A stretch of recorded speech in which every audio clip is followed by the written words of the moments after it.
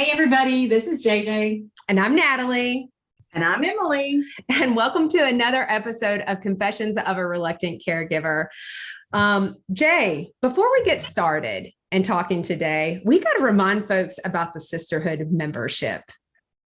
Oh my gosh, that's me, Emily.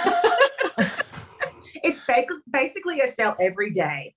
And the best part is it's free. And you know what I say? If it's free, it's for me. Okay, so yes, if it's free, it's for you. I got it. So here's the deal. We're partnering with Care Partners to save you lots of money. So here's what you need to do. You go to confessionsofareluctantcaregiver.com to sign up for our membership, and then tell a friend about it. They can join too at no charge. Just hashtag caring is sharing. Oh, and don't worry, we don't sell your info because we hate that too. So that is awesome. Really excited about that. All right. So Jay, let's get to the show. Like, we've got Ann on here with us, and we are so excited to have her. She is totally awesome. So she's going to be sharing the good, the bad, and the ugly about all things kind of caregiving, but we can all relate to that. We've all been there. So like us, Ann has been a caregiver, but honestly, she's so much more. So Jay, why don't you tell us about our sister in care? So many people that we talk to have wonderful backgrounds. And Ann, she is no exception. She's been a practicing physician for over 35 years. But when her mother developed dementia, she used all the lessons from patients and their families to see that it could be an awesome experience and what she could avoid if possible. So her caregiving story should be over. Like, she should not need any help, right? Mm-mm. Yeah, no, she's a doctor. She says even with her experience, that she made those normal caregiver mistakes. She asked for help too late. She fell into depression. She overworked. She burned out. And she was just trying to juggle work, children, and care. But then things changed.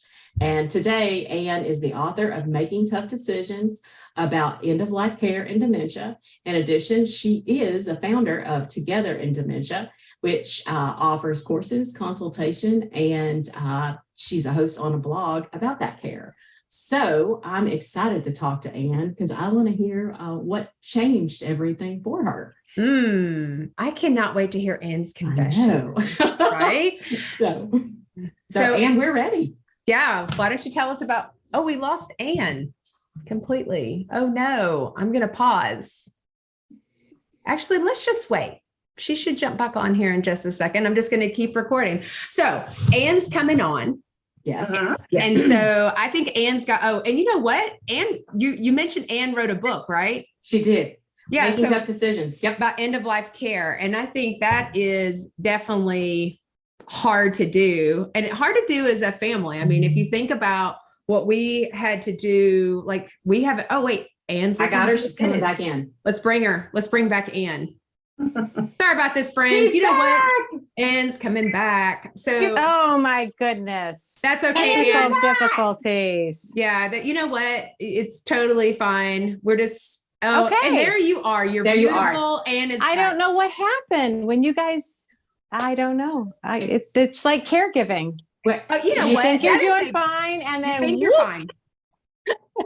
You know what? If you want to know what live is about and what recording is about, we're not even going to remotely edit this out. We're going to say, this is a perfect example of caregiving. Everything's going the way you want. And then before you know it, it says you can't see it. You have to hit a button and it hangs up on you. Anyway, I'm back. Yay! Thanks, Ann. So Ann, tell us about your caregiving journey. Tell us what got you there. Okay. We know you've been a doctor. We know your mom. Tell us a little bit about it. Okay. So I, as you said, I was doing my doctor thing, probably a little too seriously, like emotional range about from here to here, being a doctor, being a mom, and just going along with my life. Started noticing a lot of things slipping with my mom. Knew it was getting serious when she started doing things like going outside in the middle of a Nebraska winter with just a a little tiny windbreaker on, Mm. and then ran out of gas because she forgot to put gas in her car. Mm. And so she was going to freeze to death out there trying to figure out how to get help while she had no gas in her car. And we knew that, as much as she wanted to be independent, as many mothers do, me included, we were going to have to step in and do a little bit more support. I lived about 1,500 miles away, and my sister lived 1,500 miles the other way. And then a couple brothers still lived in the same town as my mom, but they didn't think that she was having issues. And so I started flying out about every 6 weeks and would find piles and piles of papers that she was shuffling. And, she was starting not to pay bills. So my sister and I started kind of pulling in some support a little bit more. My sister actually moved from California back to Nebraska to be there more day to day. And we had talked about and got her diagnosis of dementia, and really started helping pull in the gaps in where she needed it, trying to respect her very strong spirit, her spirit of independence. And my sister and I had talked about that when she got to the later stages, that she would come out to live in Connecticut, partly because I was a specialist in geriatrics, partly because I was a specialist in end-of-life care. And we thought, okay, that would make sense. But as all caregiving journeys, things got a little more complicated. My sister's life got more complicated. And so when the time came, my mom basically was doing okay, continuing to decline, needed to the point where she needed more support during the daytime, but still was very reluctant to not live independently. So we actually had her start volunteering at a day program. And she probably was good at volunteering for a few weeks, but soon she forgot that she was a volunteer and just became a participant, which was wonderful. Yeah. And so then she got to stay in her independent living a little bit longer. And she was just starting to leave her apartment at night and get lost in the hallways.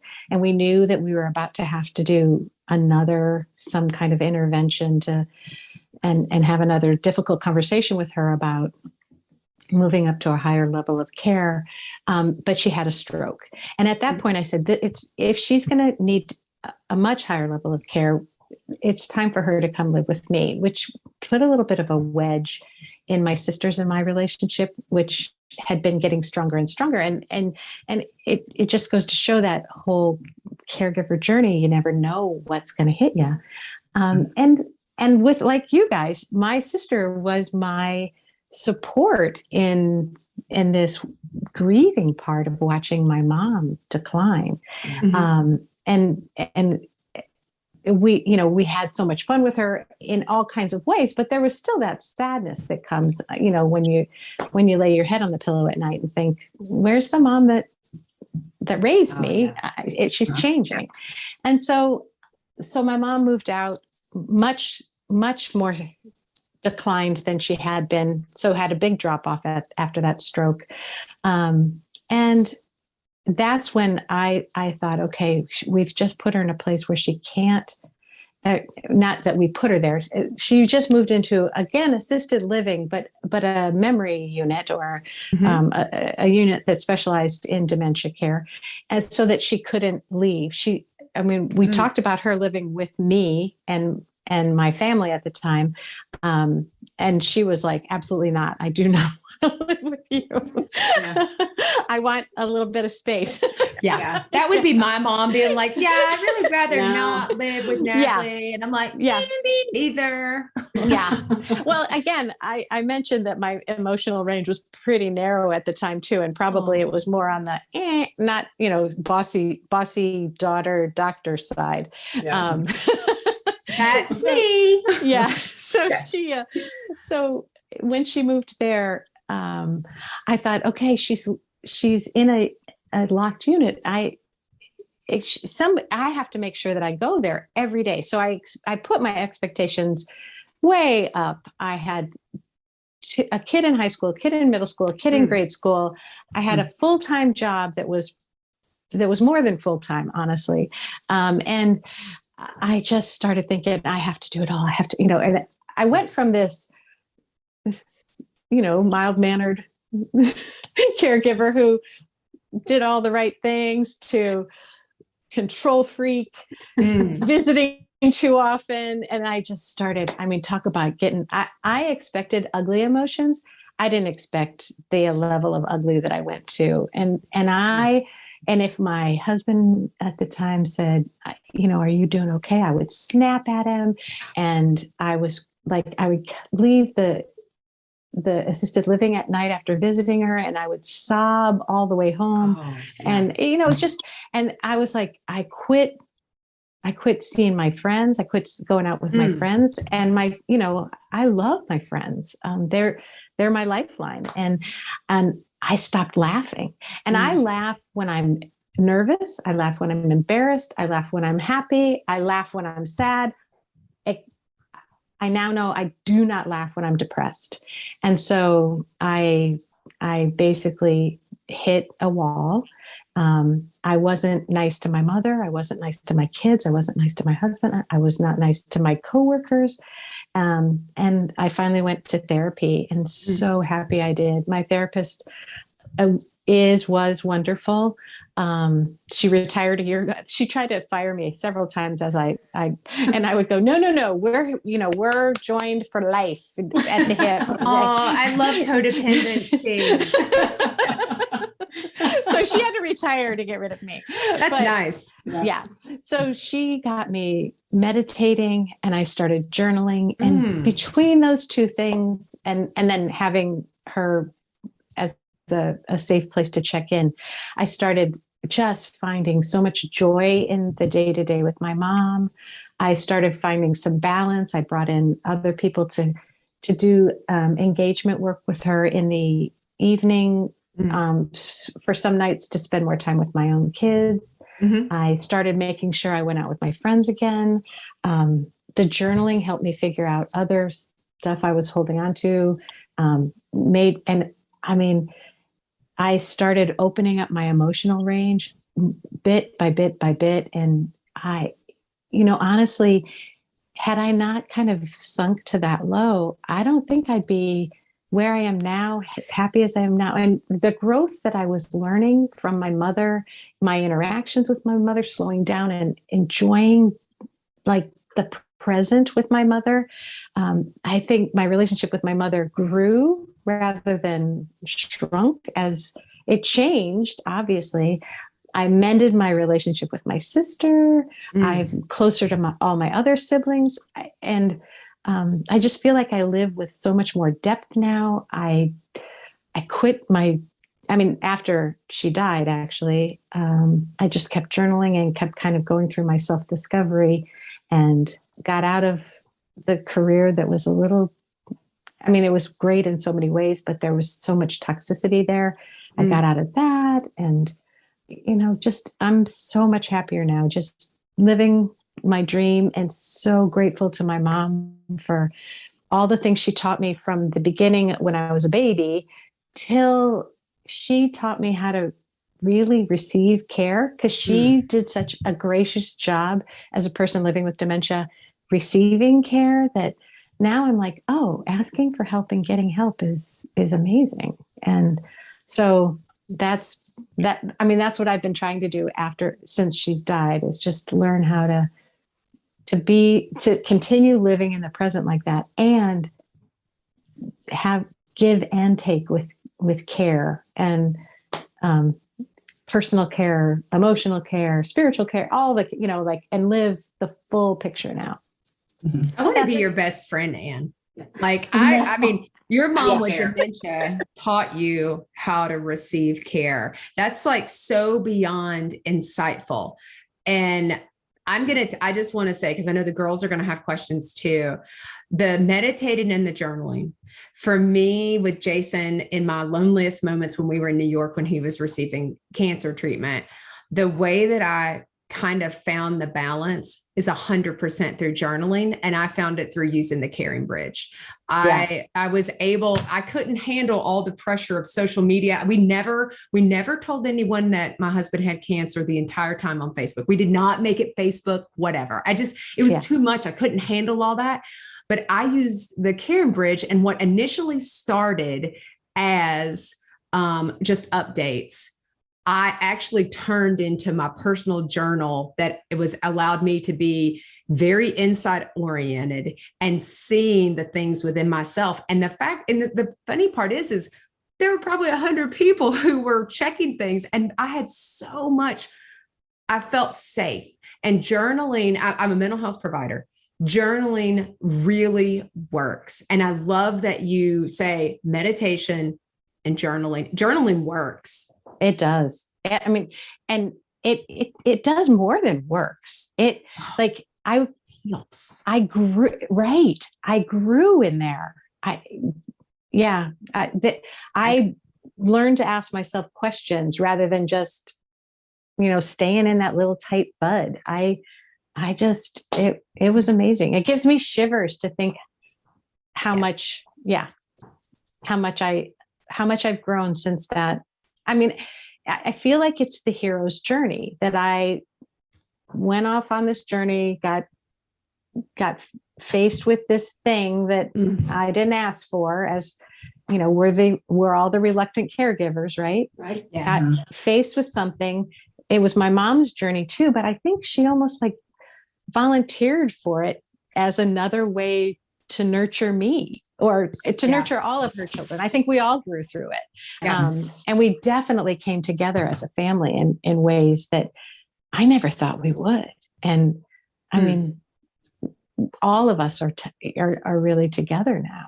It's just amazing. And a lot of that was through the insights of the journal and me going, is this the way I want it to be forever? No, I don't. I want to change this. I have two choices. It stays the same or it gets better. I mean, once you see it, you don't let it get worse, right?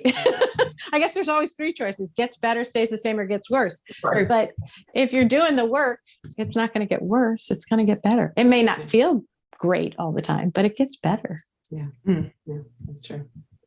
So I always I know that as a practicing physician, I hear you and you're like, look, I call that bottom of the barrel, and then I start digging when I hit that point and I'm just wiped out. And I felt like that with having to help mom with her Parkinson's for 20 years, especially over the last 3 years. Emily is in the trenches every day with that. And we, are always, she is the one that we always hope is finding that way to get her energy back.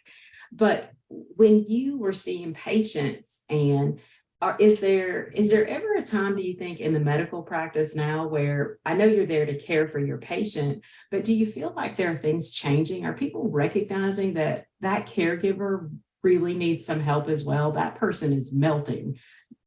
I tell the caregiver, I use my prescription pad. I tell them, you are the hottest commodity that listen, Emily.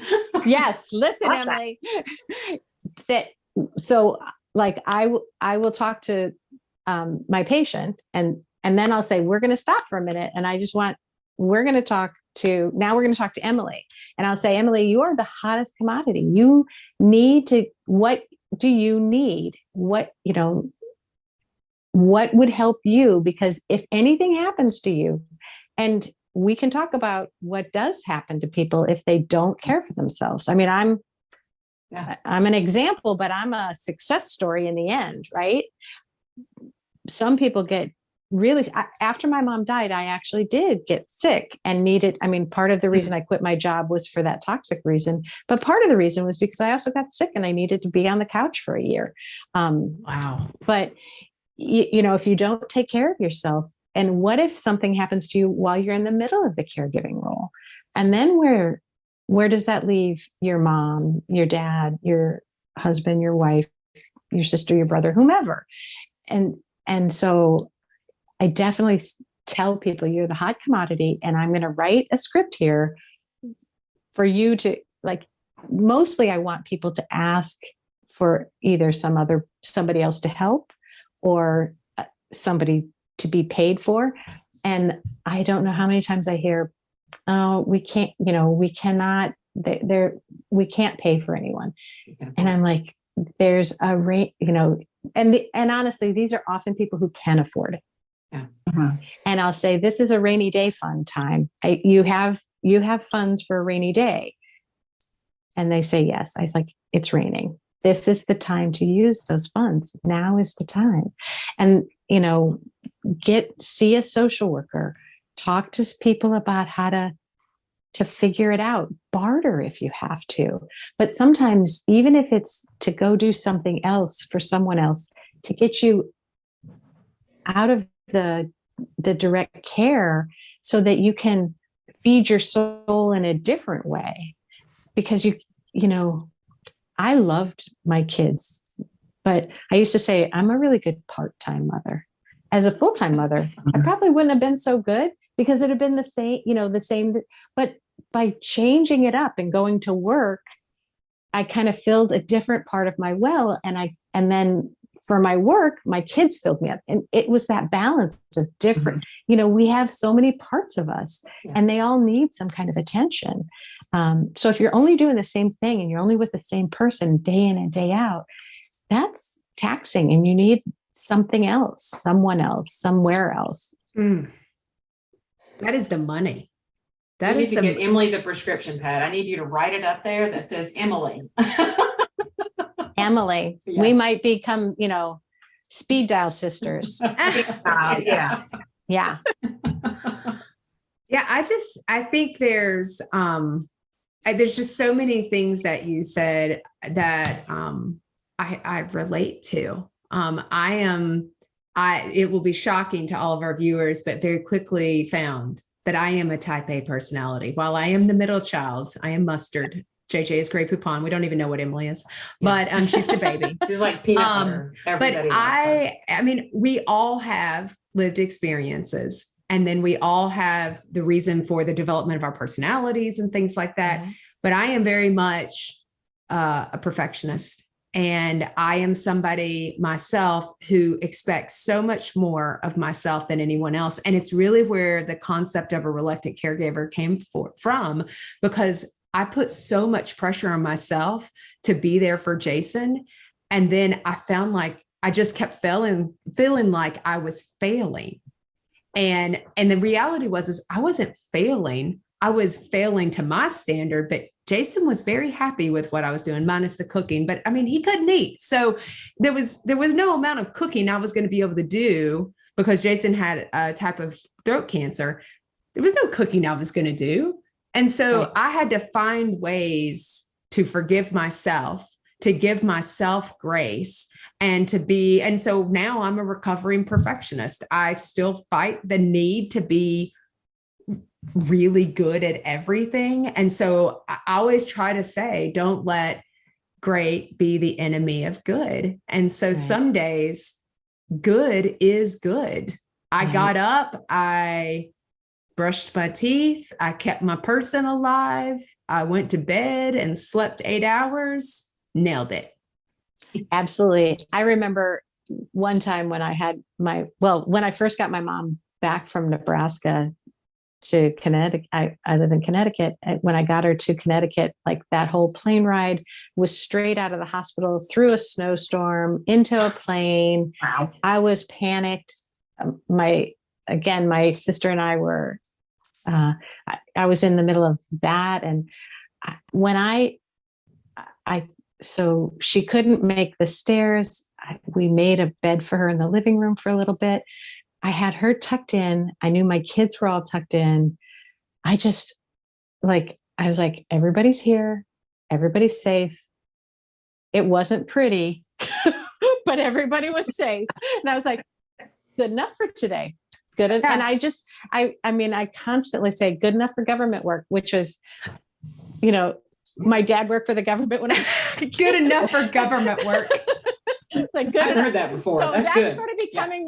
That started becoming my mantra for the whole caregiving journey. It was like, there's no bow tie, there's no bow on this. There is no sparkle. This is definitely not a Facebook moment, but it's people are where they belong. Yeah. So I hear you talking about, because I'm always looking for ways that kind of rejuvenate. I hear you say, hey, I was able, when I finally kind of got up you went out with your friends, you realized, hey, I need to get my life. What other things, where else did you find that joy where you said, okay, I'm going to get my energy back? Where other places did you see? Well, for me, I needed nature. And so I got a portable transport wheelchair. So I would grab my mom, put her in the wheelchair, and I would just get out into nature in some way, shape, or form. I mean, I found places that had a paved, and because I thought if I need it, she likely needs it too. And that way, and I started trying to do as many things. When I was with my mom, I tried to make sure that I started to do rejuvenating things with her. One thing was I knew I needed some exercise, and I started to hurt my back from lifting and or being in an awkward position and not thinking for a minute. And so I knew I needed some yoga. So I got like chair yoga tapes, and I would put them in with her, and they were mostly like from like the 80s. So everybody had on like neon colored leggings, and jazzercise. It was exactly, it was hilarious. And it would get my mom giggling and me going, but so I would try to exercise, and I would just be like, this is hilarious. I loved to read. And she wasn't able to like really hear a long story. So I just got a book of short stories, so that again, it filled my soul, and she could hold it long enough potentially. And then when it got a little further in her disease, I didn't read out loud as much, but part of her, that stroke took her ability, and her dementia took her ability to read.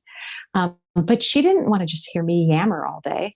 So I would start with we would start reading stories. And then in the beginning, I would ask some questions, and she lost her ability to speak as well, but she could speak with her eyebrows like there is no tomorrow. Like I used to say, she conducted an orchestra with those babies. It would be like up and down and back and forth. And so I would say, what'd you think of this part?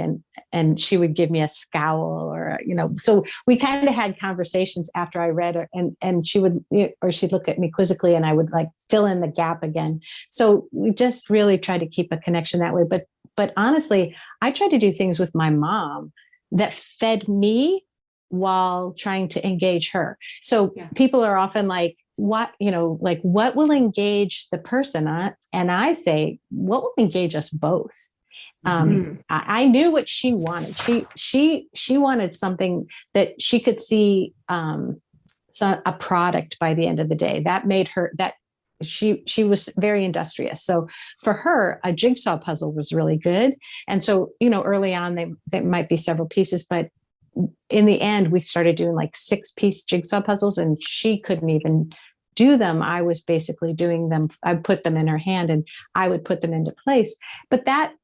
So I just knew that if we ended the night with a jigsaw puzzle, however minimal that might be, or some pieces in a jigsaw puzzle, that served her. She got to see some pieces go in, and that was good. But the other engagement things were filling my soul. I love that. I love that. Because there's only 24 hours in a day. Yeah, I struggle with the exercising because it's hard to get her out. And I keep telling JJ and Natalie, I need a jogging stroller for adults. I know they make them. So I'm like, that would be awesome if I could take her with me on my walks or be able to go to the gym with her. That is something really interested in. Yeah. Then then get it.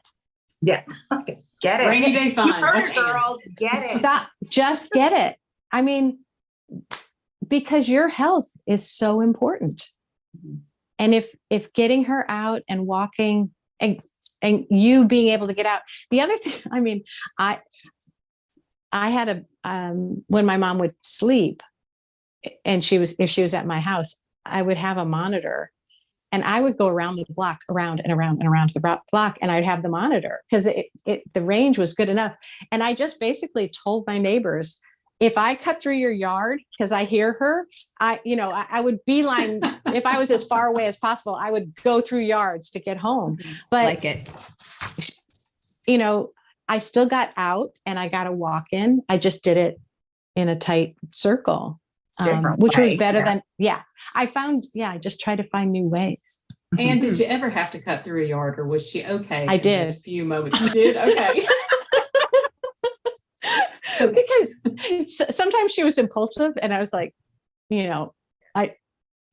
one time I did. Yeah. I cut through a yard. And I really like that you cut through a yard. Hopefully that was pretty amusing. I hope there was Ring cameras and people, honestly, you would be fantastic on like those episodes where they're all like, lady runs through yard, not sure what happens. And they're like, what's wrong with her? And then you somehow get into a cute, but whatever. So I have a question before we do our lightning round. I have your book right here. So where in the process did you write this? When did you write this? And tell me what inspired you to do so. Okay. So when my mom moved to Connecticut and I started saying, I want to practice the kind of medicine I practice on my patients, on my mom. Mm-hmm. And I was trying basically, which is to really focus on her quality of life, not on her quantity of life. Mm-hmm. And so I wanted to basically demedicalize her and start looking at her medicines and saying, is this really necessary? Mm-hmm. Avoiding hospitalizations, because the hospitalization around her stroke, this hospitalization almost killed her. And she was miserable the whole time. And so I wanted to start practicing the medicine that I practiced. And my siblings weren't as sure about that. I am their little sister and I'm in my family, the dumb one. So I had to convince, I know. Right. They're very smart. So med school wasn't like Outlast, Outwit, Outplay with Survivor. Yeah. Like, really? They still know me as the 5-year-old. But so I looked around for a book because again, I come from this pretty hyper intellectual family. And I looked for a book to help them and I couldn't find anything. So when my mom did, I explained everything to them over and over. And then when my mom died, and I took that year on the couch, I didn't know how to practice medicine at that point because I had developed an autoimmune disease and had just significant fatigue, and I couldn't predict when I could be in a patient's room or not. And so I kind of took that year and I wrote a book rather than go into an office.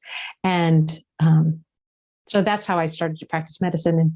And it's full of stories. It says every chapter begins with my family story, but then it has all the stories from all my patients as well.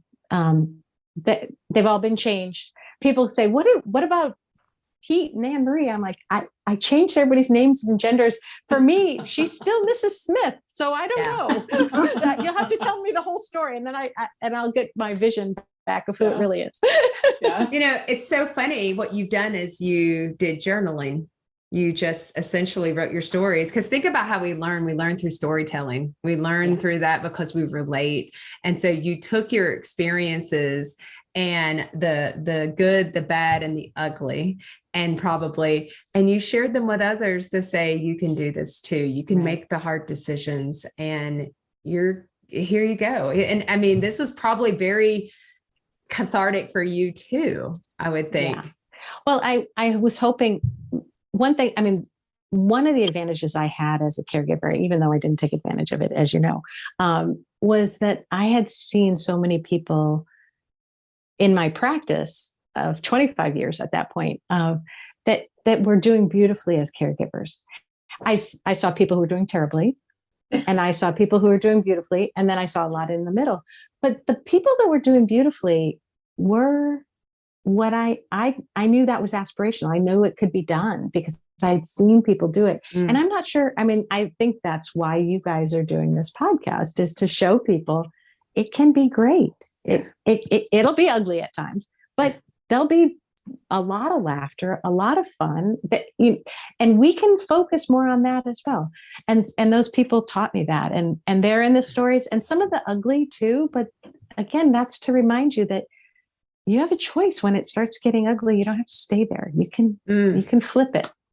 I love that you have a choice. Yeah. Because in the moments when you feel you're most overwhelmed and you're kind of fight, flight, or freeze, and in a crisis brain, you think you don't have a choice. Right. But if you can step back and try to regulate yourself through breathing, which is a great strategy when you feel overwhelmed, you're able to kind of access the thinking part of your brain. And you're like, I do have a choice.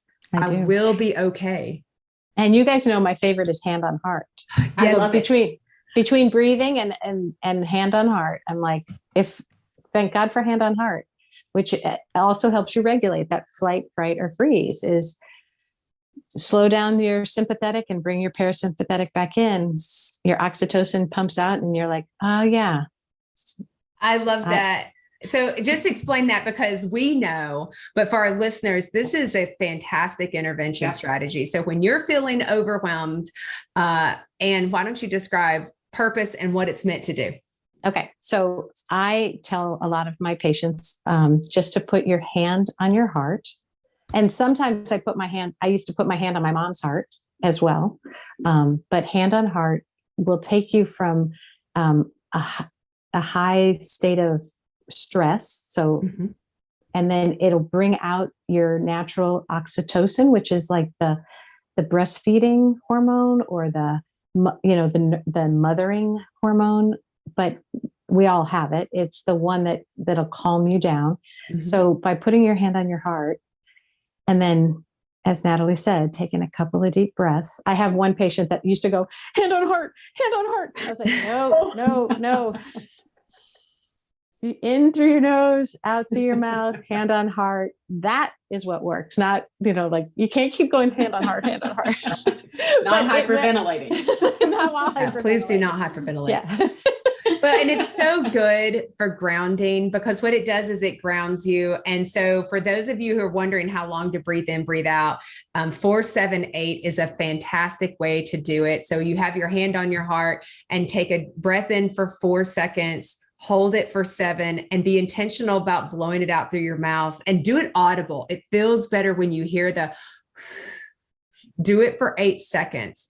You only need to do it for about 60 seconds to 120 seconds, 1 to 2 minutes. It will make a difference. And the best part is you can do it anywhere. So I love it. Yeah. I think it's time for the lightning round. Oh, I'm going to go first. Okay, you go first. Okay. Yeah. Okay. And here it is. So I want to know what one of your guilty pleasures is. Ooh. Guilty pleasure. I would say hot fudge sundae. Oh, that's good. All right. With really hot, thick fudge. Extra fudge. Extra fudge. I don't want to have to say this about McDonald's, who clearly should be a sponsor. But I think we all know they're a little inconsistent with the ice cream machines, which will make them not a sponsor. But everybody knows it's a hit or miss. But I do love a hot fudge sundae from McDonald's. And I will say this, Jason's favorite when he feels down, he goes and he wants a caramel sundae from McDonald's.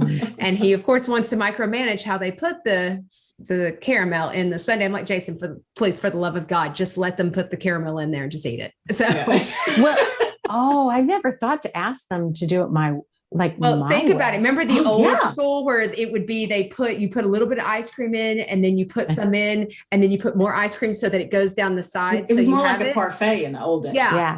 Top to bottom. But instead he complains that they just put it on the top and then it gets all over the place, and then he doesn't have it. We've lost our McDonald's sponsorship because now we're I'm pretty sure we lost them, but whatever. I like that. Okay, that was okay. I'm done. I was good. Okay. Oh my gosh. Okay. Emily, So who's next? Lightning round, ready? Emily, go. Oh, gotcha. Okay. What were your must-haves? Anything that helped you get through the day, whether it was a product or just something else. I mean, we know like the meditation and the yoga and the exercise. I feel like we all hold that very close to our heart. But any sort of thing helped you?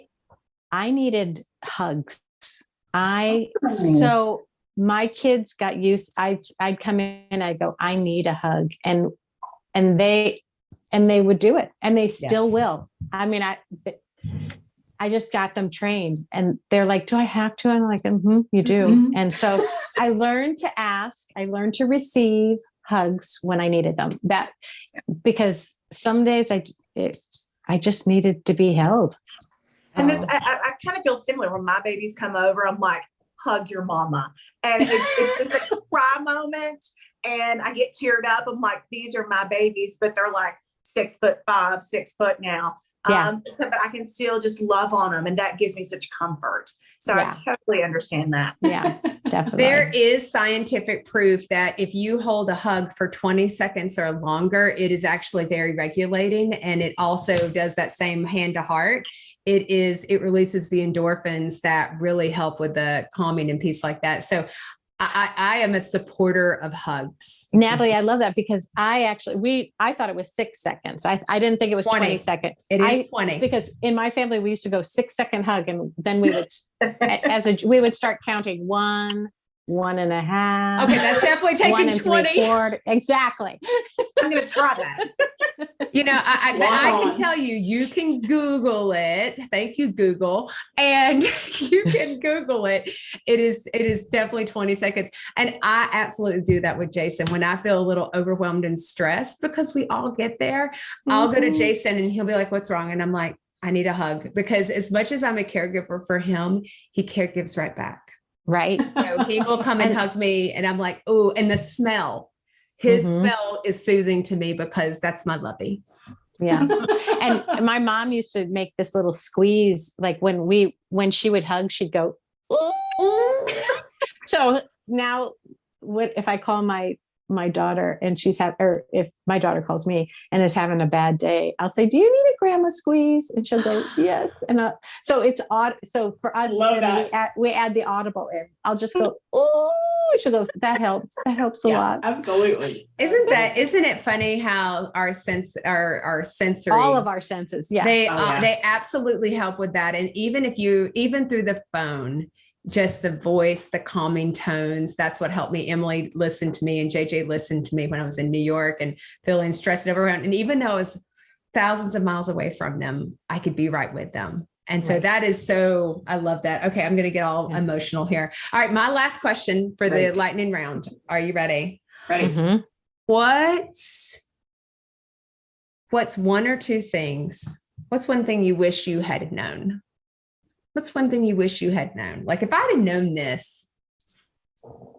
I knew it. I wish I had asked for help from the get-go. I tell people to do it. I knew I needed it, and yet I didn't do it. And when I say ask for help, it doesn't have to be big. It's just, I wish I hadn't thought, I have to hold this all together myself. That's true. Wow. 100%.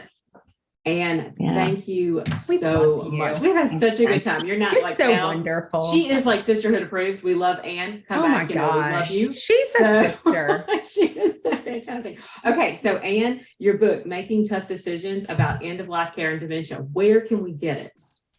It's on Amazon. Okay.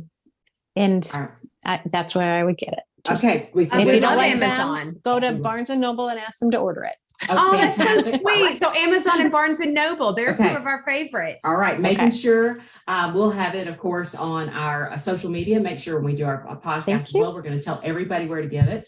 So you can find lots of stories about Anne's past and some previous patients who are not identifiable. So clearly confidentiality and HIPAA is maintained. Yes. So we want to thank everybody for joining us today as well. We know everybody's super busy, so it means the world to us that you're here and listening. Well, and don't forget, folks, please join the membership. We know that resources are tight, and this is a great way to save money, especially with interest rates and inflation, but it stretches your dollar and it allows you to buy lots of great things. And the best part about the membership, Emily, what is it? It's free. And if it's free, it's for me. Hashtag girl, hashtag. So here's the thing, guys, whether you're a caregiver, you have been a caregiver, or you will be a caregiver, you're never alone. And you're always a part of the sisterhood of care. And we absolutely love you. So don't forget, we drop a new episode every Tuesday on the Whole Care Network or wherever you find your favorite podcast. We are so everywhere. And here's the best. You want to watch this video on YouTube. You can find us on our Confessions of a Reluctant Caregiver on YouTube, and you can see it on our website. You know you want to watch it. You know you want to listen. It's fantastic. All right, guys. Thanks so much. We appreciate you. We love you. Bye. Thanks, Anne. Hi, thanks for having me. Absolutely. Thank you. Bye-bye.